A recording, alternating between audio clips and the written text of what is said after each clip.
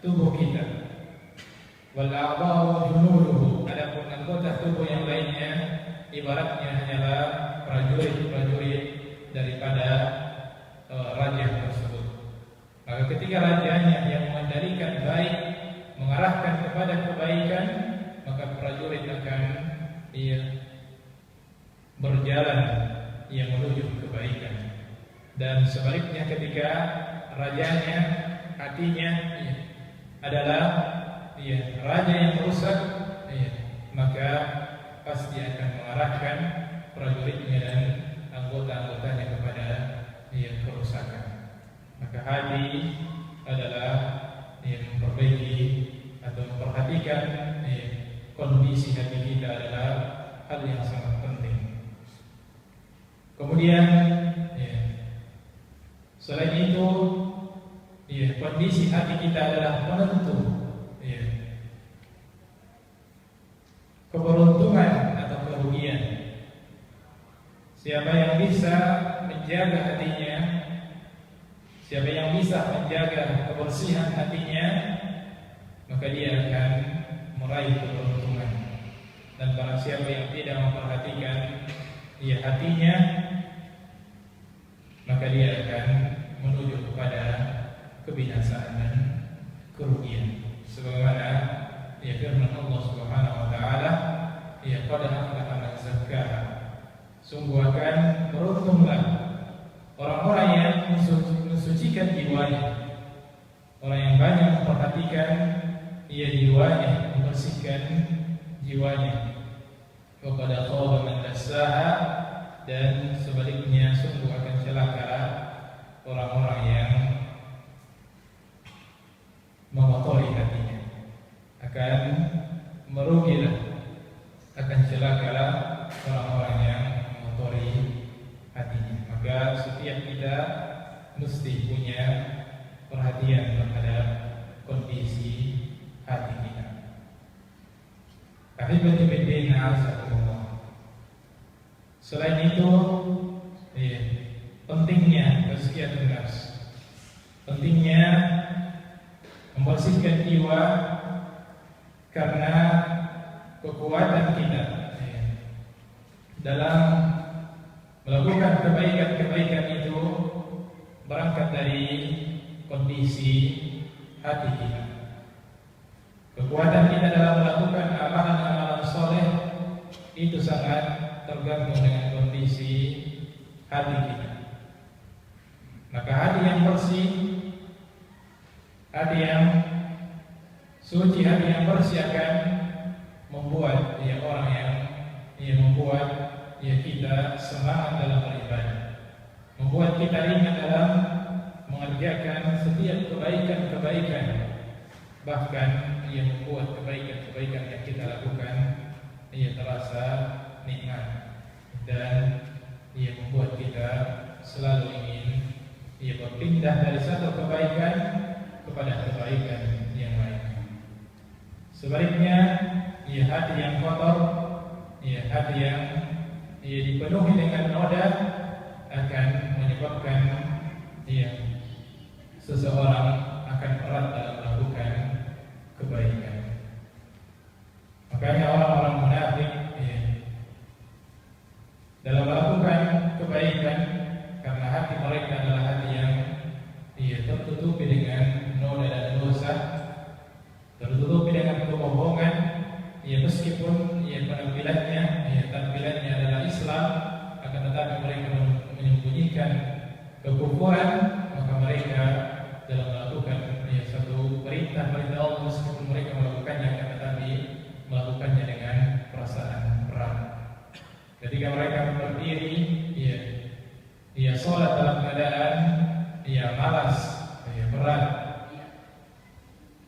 dan setiap kebaikan-kebaikan yang mereka lakukan pasti terasa berat, dan tidak ada kenikmatan yang mereka rasakan dalam melakukan ketaatan-ketaatan tersebut.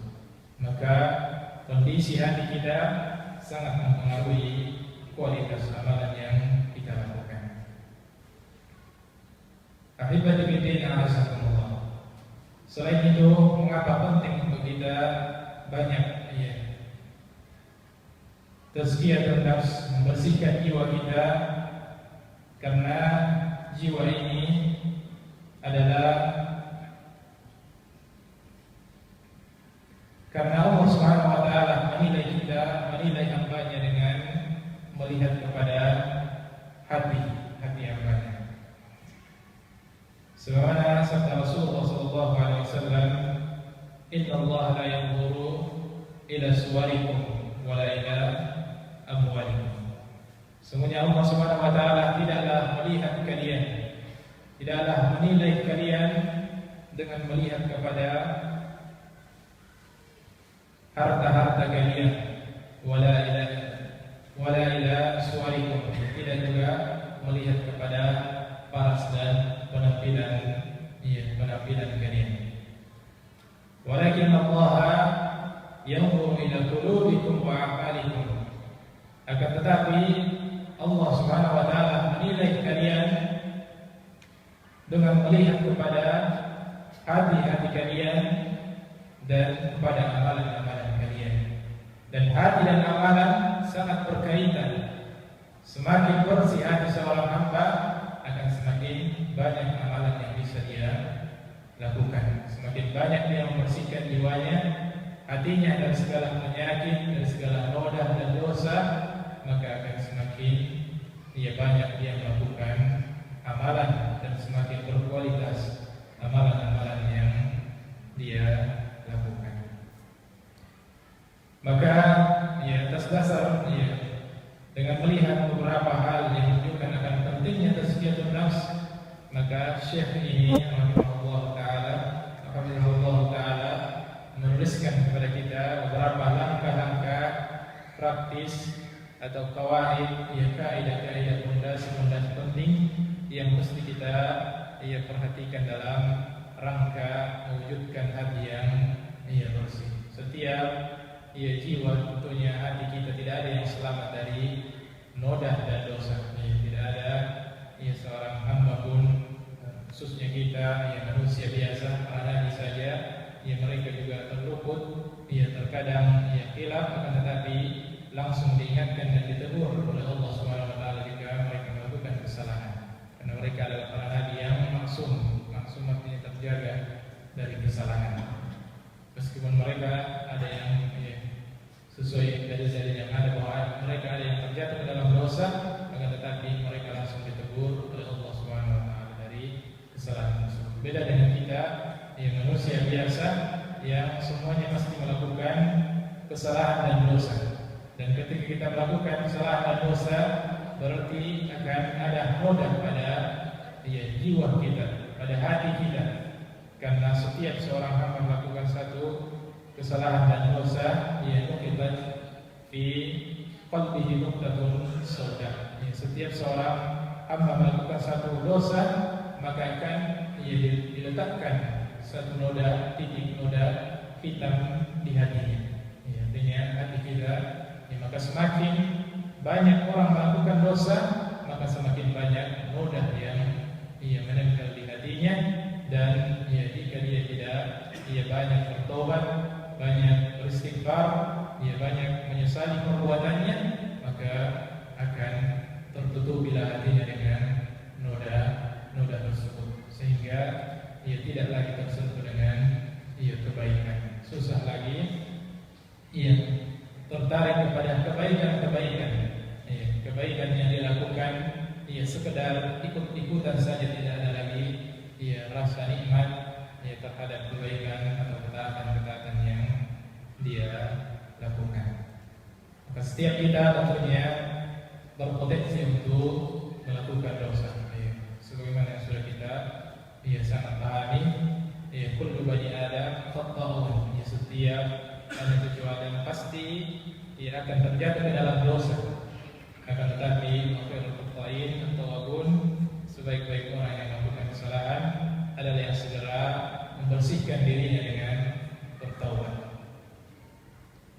Maka jalan untuk kita bisa mewujudkan hati yang terjaga, di antara cara kita untuk bisa menjaga hati kita atau bisa mewujudkan hati yang bersih, atau di antara cara maksimal yang bisa kita lakukan dalam menjaga hati kita, yang pertama, kaidah pertama yang beliau sebutkan adalah at-tauhid, aslun ma tuzakka bihi nufus. Jadi kata beliau, kaidah pertama yang beliau sebutkan bahwasanya tauhidullah, mengesahkan Allah Subhanahu wa taala, meluruskan tauhid adalah fondasi utama yang dengannya kita bisa mentazkiyah, membersihkan jiwa kita. Jadi fondasi pertama yang beliau sebutkan, dan memang inilah yang mesti menjadi bagian paling penting dalam diri kita, adalah tauhidullah, mengesahkan Allah Subhanahu wa taala, membersihkan iman kita dari segala noda-noda kesyirikan, membersihkan hati kita dari ketergantungan kepada selain Allah Subhanahu wa taala. Maka tidak ada hati yang bersih jika dia masih tergantung kepada selain Allah Subhanahu wa taala. Maka tauhidullah adalah perkara yang sangat penting, paling urgent dalam persoalan jika kita ingin mewujudkan hati yang bersih. Makanya tauhid ini adalah merupakan tujuan kita, diciptakan oleh Allah Subhanahu wa taala. Kata beliau rahimahullah taala, bahwasanya tauhid itu adalah ghayah, adalah tujuan diciptakannya kita oleh Allah Subhanahu wa taala. Sebagaimana firman Allah Subhanahu wa taala, "Wa ma khalaqtul jinna wal insa illa liya'budun." Dan tidaklah kami ciptakan golongan jin dan manusia illa liya'budun, melainkan agar mereka menyembah kepada, agar kita hanya menyembah Allah Subhanahu wa taala, agar kita mentauhidkan Allah Subhanahu wa taala, agar kita hanya menyembah kepada Allah Subhanahu wa taala. Maka tauhid juga adalah kata beliau mihwar da'watul anbiya. Karena pentingnya persoalan tauhid, khususnya dalam mewujudkan jiwa-jiwa yang bersih, hati-hati yang suci, maka semua nabi yang diutus oleh Allah Subhanahu wa taala dan rasul, semuanya pembicaraannya, dakwahnya adalah paling utama dalam persoalan tauhidullah, bagaimana agar manusia betul-betul mengesahkan Allah Subhanahu wa taala dalam ibadahnya, agar mereka tidak tergantung kepada selain Allah Subhanahu wa taala. Walaqad ba'atsna fi kulli ummatin rasula, sebagaimana Allah Subhanahu wa taala, dan sungguh kami telah mengutus kepada setiap kaum rasul, ribuan nabi dan rasul yang Allah Subhanahu wa taala utus kepada kaum, beberapa generasi kaum, sampai kepada kaum Nabi Muhammad sallallahu alaihi wasallam, sampai kepada kita. Semua nabi dan rasul yang diutus oleh Allah Subhanahu wa taala, inti pembicaraannya adalah ani'budullah, sembahlah Allah Subhanahu wa taala, wajtanibut taghut, dan jauhilah taghut, jauhilah sesembahan-sembahan yang disembah selain Allah Subhanahu wa taala. Karena tauhidullah, karena di antara tujuan para nabi dan rasul agar mereka bisa mensucikan jiwa-jiwa manusia. Bagaimana agar jiwa manusia ini bersih dari segala bentuk dosa dan kenistaan. Maka jalan utama yang mereka tempuh atau langkah awal yang mereka lakukan adalah meluruskan tauhid mereka, meluruskan akidah mereka, dan itulah yang ditempuh juga oleh Nabi kita Rasulullah Sallallahu Alaihi Wasallam dalam dakwahnya. Di awal dakwah beliau Nabi Sallallahu Alaihi Wasallam akan kurang lebih 13 tahun beliau di Mekah dan juga di Madinah beliau berdakwah, beliau menguatkan fondasi awal, yaitu dengan meluruskan tauhid, meluruskan iman umat ini. Karena fondasi itu adalah fondasi yang penting. Ketika tauhidnya sudah lurus, imannya sudah lurus, sudah tidak lagi dicampuri dengan kesyirikan, maka akan mudah diterima perintah yang lainnya, akan mudah disambut perintah yang lainnya. Oleh karena itu dalam dakwah juga kita mesti mengikuti sunnah yang telah diajarkan oleh para nabi dan rasul. Makanya Rasulullah SAW ketika ingin mengutus sahabatnya yang mulia Mu'adz bin Jabal radhiyallahu ta'ala untuk berdakwah ke negeri Yaman, maka beliau berwasiat kepadanya, menasihati kepadanya agar yang pertama kali beliau ajarkan dalam dakwahnya adalah persoalan tauhid. Sebagaimana sabda beliau sallallahu innaka taqdumu ala qaumin min ahli kitab. Rasulullah bersabda kepada Mu'adz bin Jabal ketika beliau mau mengutusnya, melepasnya untuk diutus sebagai dai ke Yaman. Maka beliau mengabarkan bahwasanya engkau akan datang suatu kaum yang merupakan ahli kitab, orang-orang Yahudi dan orang-orang Nasrani.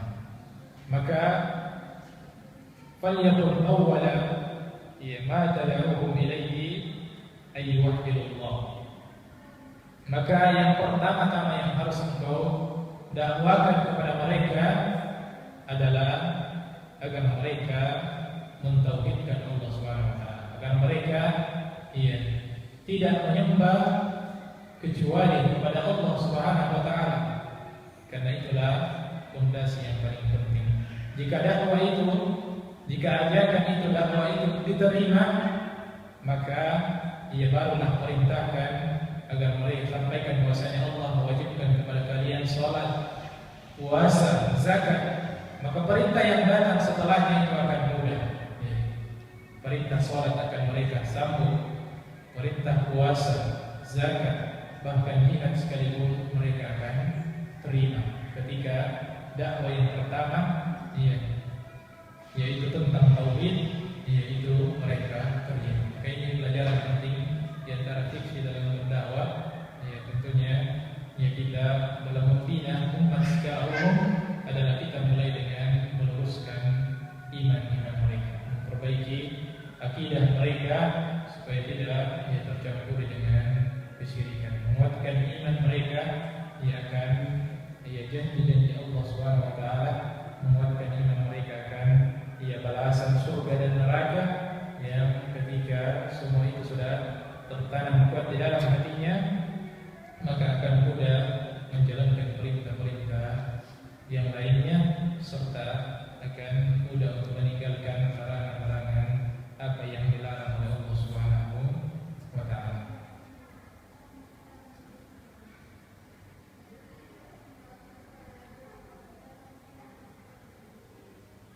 Itu fondasi yang pertama yang beliau sebutkan ada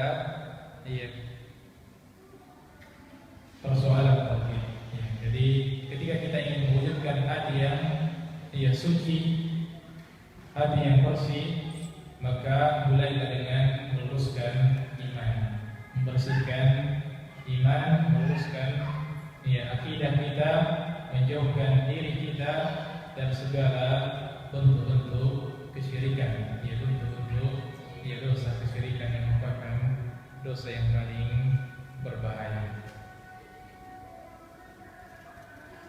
Maka beliau pada zakatan lin-nafsi illa bitahqiqit tauhid. Maka tidak akan bisa diwujudkan hati yang suci kecuali dengan mewujudkan tauhid yang lurus. Mustahil akan bersih hati seorang hamba jika dia tidak meluruskan imannya, meluruskan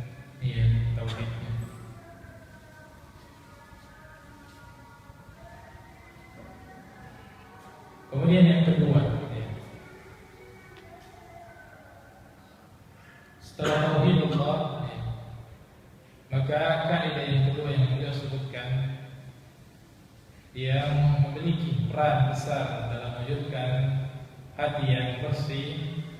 Kata beliau, al-qaidah tsaniyah, kata beliau kaidah yang kedua, doa, doa miftahu zakatin nafs. Kata beliau, doa adalah kunci untuk bisa mewujudkan hati yang bersih.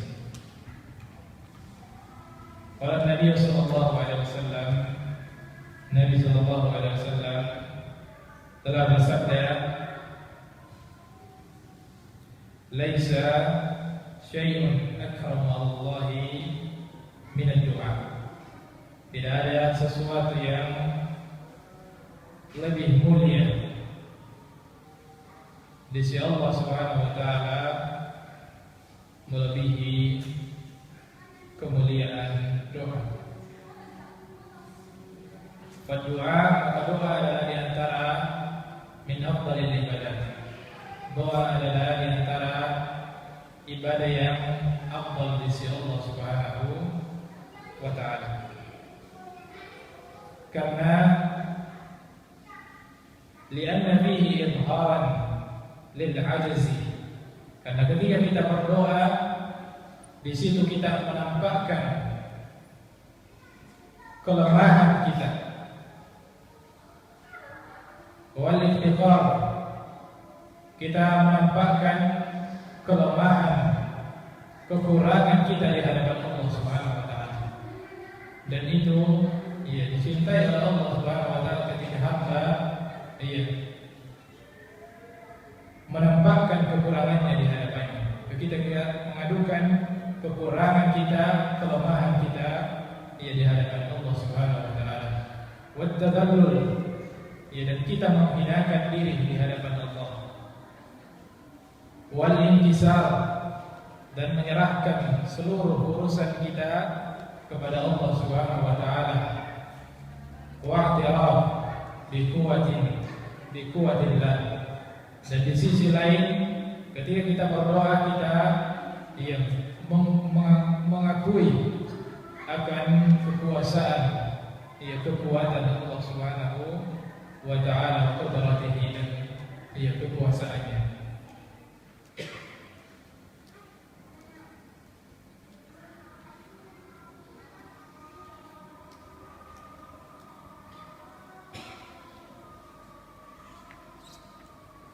Sebagaimana perkataan Syekhul Islam Ibnu Taimiyah, beliau rahimahullah taala mengatakan tentang doa, ad-du'a ifta'u kulli khairin.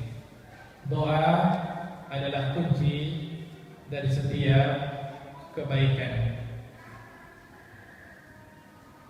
Wa kullu khairin, maka setiap kebaikan yang engkau inginkan untuk dirimu, min khairatid dunya, maka itu kebaikan dunia, wal akhirah, atau kebaikan akhirat, fathubhu min Allah, maka hendaknya engkau memintanya kepada Allah Subhanahu wa taala.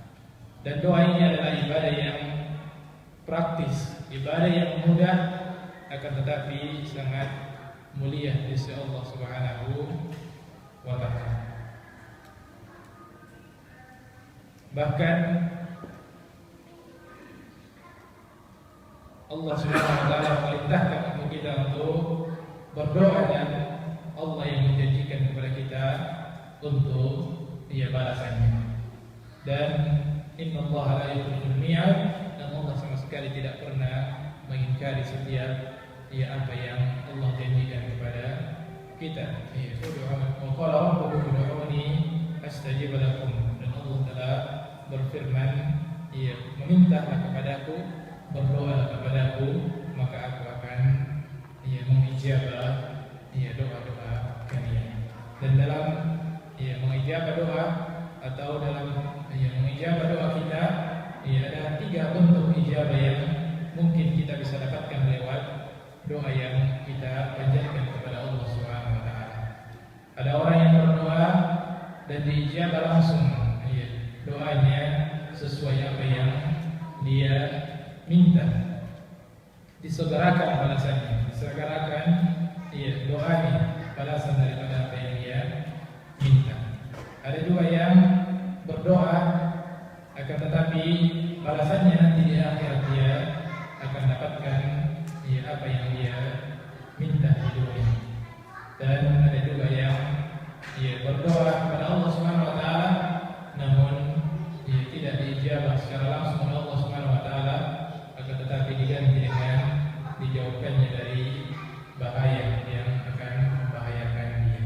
Maka berdoa kepada Allah Subhanahu wa taala adalah kebaikan yang sangat besar. Tidak ada kerugian sedikit pun bagi orang-orang yang mengangkat tangan bermunajat meminta kepada Allah Subhanahu wa taala. Makanya Umar radhiyallahu taala anhu dalam perkataannya mengatakan inni la ahmilu hammal ijabah. Ketika beliau berdoa, beliau mengatakan ketika beliau berkata tentang perkataan beliau tentang doa, beliau mengatakan saya tidak memikirkan tentang balasan dari atau ijabah dari doa yang saya panjatkan, akan tetapi yang saya pikirkan adalah yang penting saya berdoa. Jika saya berdoa, pasti akan diijabah oleh Allah Subhanahu wa taala. Maka beliau sangat rajin berdoa karena beliau yakin dengan janji Allah Subhanahu wa taala setiap doa yang dipanjatkan akan mendatangkan kebaikan. Dan ketika kita ingin mewujudkan hati yang bersih, hati kita yang terjaga, maka di antara jalan terbaik yang mesti kita perbanyak adalah memperbanyak doa kepada Allah Subhanahu wa taala. Dan di antara doa yang diriwayatkan dari Nabi sallallahu alaihi wasallam yang berkaitan dengan tazkiyatun nafs yang mesti banyak-banyak kita ucapkan untuk menjaga hati kita adalah doa yang mungkin sudah kita hafalkan. Allahumma ati nafsi taqwaha, Allahumma ati nufusana taqwaha. Ya Allah, berikanlah kepada hati kami ketakwaannya. Wa zakkiha, dan sucikanlah hati kami. Ya anta khairu man zakkaha, engkaulah yang terbaik yang mensucikan hati. Anta waliyuha, engkaulah walinya pemulihan, dan engkaulah yang pemilik dari hati. Jadi ini diantara doa yang diajarkan oleh Rasulullah SAW yang bisa kita perbanyak dalam rangka menjaga hati kita. Allahumma ati nafsi taqwaha wa zakkiha anta khairu man zakkaha anta waliyuha wa maulaha. Dan doa yang lain yang juga berkaitan dengan hati, yang qalbul qulub, tarbit qalbi ala dini. Antara doa yang sering beliau sallallahu alaihi wasallam ulang-ulangi dalam doanya adalah doa yang singkat ini, ya qalbul qulub tarbit qalbi ala dini. Wahai yang bolak-balikkan hati, teguhkanlah hatiku di atas agama. Ini di antara poin yang bisa kita sebutkan pada malam hari ini. Masih tersisa yang mudah-mudahan di kesempatan kehidupan lain saya bisa lanjutkan. Kita cukupkan dengan dua poin tadi. Pertama tentang tauhidullah, bagaimana kita memiliki perhatian tentang terhadap diri kita, bagaimana kita senantiasa menjaga diri kita dari segala bentuk kesyirikan untuk memurnikan tauhid kita, dan banyak berdoa kepada Allah Subhanahu wa taala agar Allah Subhanahu wa taala menjaga amalan-amalan kita, menjaga hati kita, yang dengannya kita bisa meraih hati yang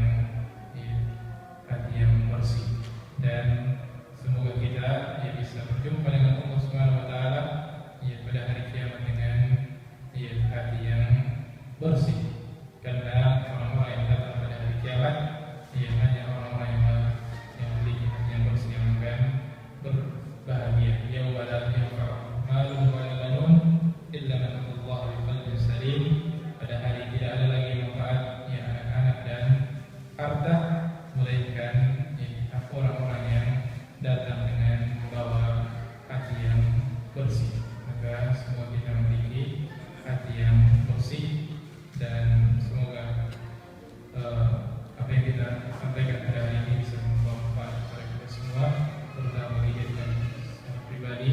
Segala yang benar datangnya dari Allah Subhanahu Wa Taala, segala kesilapan dan kekurangan datangnya dari diri kami pribadi.